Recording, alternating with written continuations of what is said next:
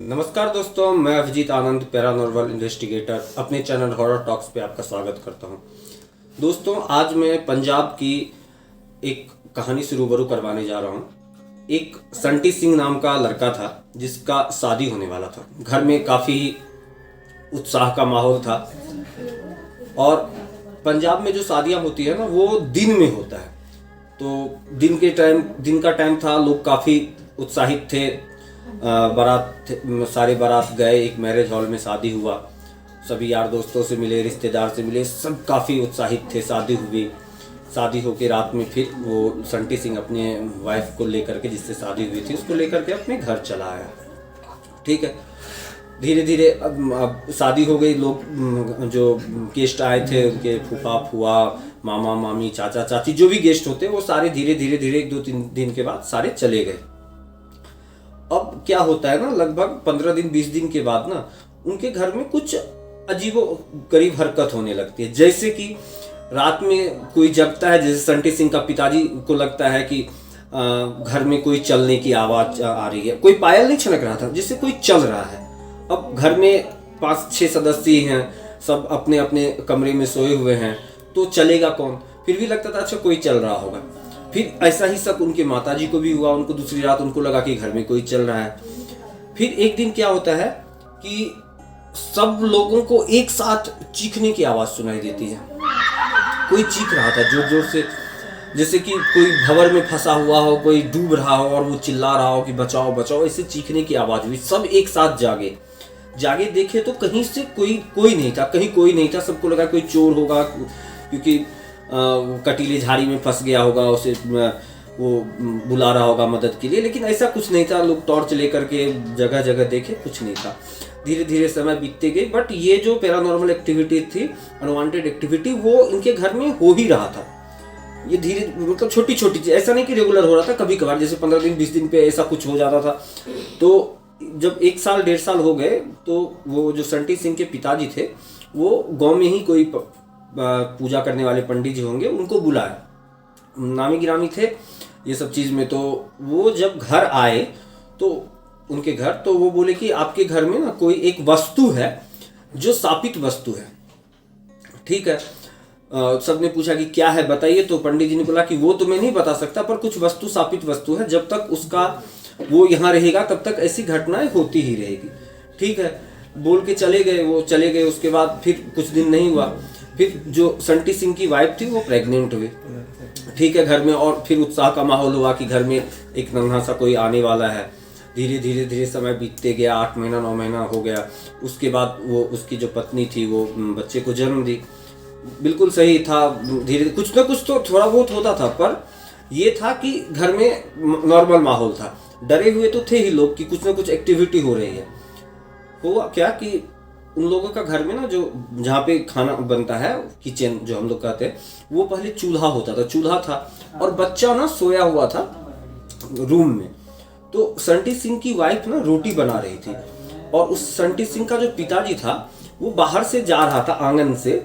तो वो देखता है कि उसकी जो संटी सिंह का वाइफ जो था, वो बेलन से एक हाथ से रोटी को बेल रही है और एक हाथ उसका 10 फुट लंबा वो बच्चा जो उसका रो रहा था, उसको थपकियां देके सुला रहा था। अब तो संटी सिंह के पिताजी का वहां पे फटके हालत खराब। ये देखा कि एक हाथ से बच्चे को थपकियां लगा और हाथ 10 फुट लंबा। एक नॉर्मल इंसान का तो हाथ इतना लंबा हो नहीं सकता है। डर के मारे उनका हालत खराब हो गया। उसके बाद क्या हुआ, वो चले गए फिर उस पंडित जी के पास कि पंडित जी मैंने ऐसा ऐसा देखा है, अब बताइए मैं क्या करूं। पंडित जी ने बोला कि मैंने तो आपको बताया था आपके घर में कुछ शापित चीज है, आप उसको जब तक खत्म नहीं होगा ये चीजें होती ही रहेगी। फिर भी पंडित जी ने बोला कि चलिए ठीक है, आप ऐसा कीजिए, घर में एक पूजा करवा लीजिए। जैसे ही पूजा का नाम लिया जाता है कि पूजा, अब ठीक है पूजा होगा घर में कोई बड़ा सा, तो उस घर में कुछ जैसे कि अब दही रखा गया, दूध को गर्म करके उसको दही रखा गया। तो दही का जो छाछ था वो अपने आप टूट जा रहा था। जितना रखा जा रहा था वो रख के लोग रखते थे यहाँ पे उसको, और वो टूट जाता था। ऐसे ही फल लाया जाता था, फल कटा हुआ रहता था। फूल था, फूल गायब हो जाता था। तो ये सारी अनहोनी चीज होनी, मतलब पूजा होना ही नहीं, पूजा हो ही नहीं पा रहा था, क्योंकि पूजा तो तब होगा जब पूजा की सामग्री होगी, और सामग्री जितने भी ये लोग करते थे वो सारा अपने आप को, कुछ टूट जाता था, कुछ किसी में कुछ गिर जाता था, तो ऐसी ही चीज होने लगी। अब इनके परिवार वाले बहुत परेशान हो गए, और अड़ोसी पड़ोसी जो होता था उन्हें भी धीरे धीरे ये आभास लगने लगा कि इनके घर में कुछ ना कुछ गलत है, गलत हो रहा है। तो लोग भी इनके घर आना जाना बंद कर दिए, और उस समय लोग एक दूसरे के घर काफी आते जाते थे। फिर क्या हुआ, ये इनके संटी सिंह के पिताजी उस पंडित जी के पास गए, बोले कि नहीं मुझे तो इसका निदान चाहिए, कुछ ना कुछ तो करना होगा। फिर उस पंडित जी ने बोला कि एक किसी गांव का नाम बताया कि वहां पे एक बाबा है, अगर वो आ जाएं तो वो हो सकता है कुछ करें। ठीक है, फिर पंडित जी और संटी सिंह के पिताजी दूसरे गांव गए जहाँ पे वो बाबा रहते थे, वहां पे बाबा को बोले, तो बाबा बोले कि ठीक है हम 10-15 दिन के बाद आपके गांव आएंगे।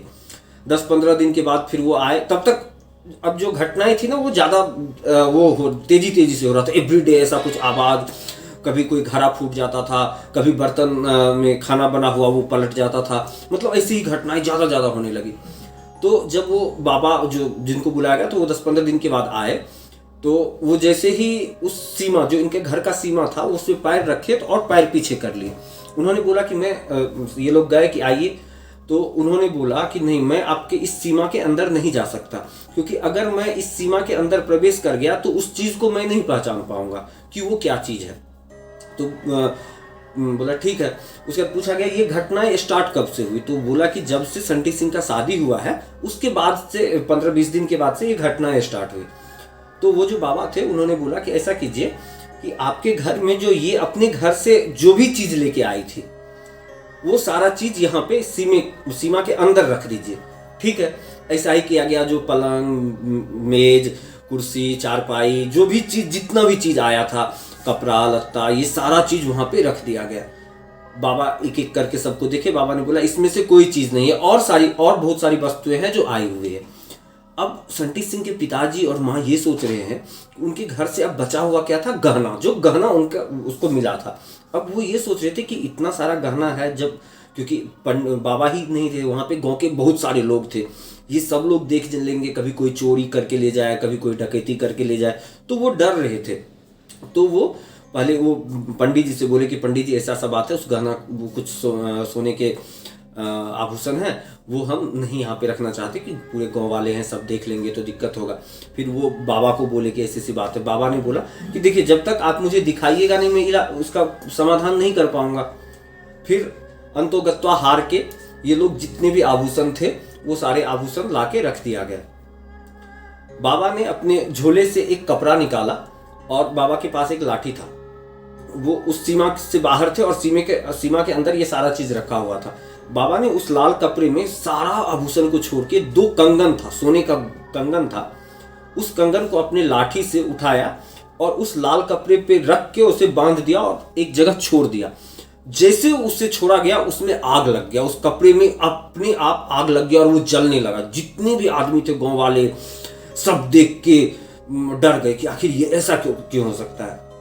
फिर बाबा ने बताया ये जो कंगन है ये शापित कंगन है। पंडित जी ने बताया कि ये कंगन को क्या करना है। उसके बाद उसमें उसका जो विधि विधान से उसे बांधा गया, मंत्रों की शक्ति से बांधा गया और उसके बाद उसे किसी गुप्त जगह पे गांव के दूर सीमा के बाहर जाके उसे गाड़ दिया गया। दोस्तों अब इसमें ये राज नहीं, वो कंगन भी जो था शापित, उस कंगन की भी मैं कहानी आपको नेक्स्ट एपिसोड में जरूर बताऊंगा। वो कंगन शापित कैसे हुआ, उस कंगन की सारी बातें मैं बताऊंगा कि वो कंगन आया कहां से था और उसमें था क्या। ये सारी चीजें मैं आपको नेक्स्ट वीडियो में बताऊंगा। आज के लिए अलविदा दोस्तों, कल फिर नए वीडियो के साथ हम आपके साथ रूबरू होंगे। तब तक के लिए नमस्कार।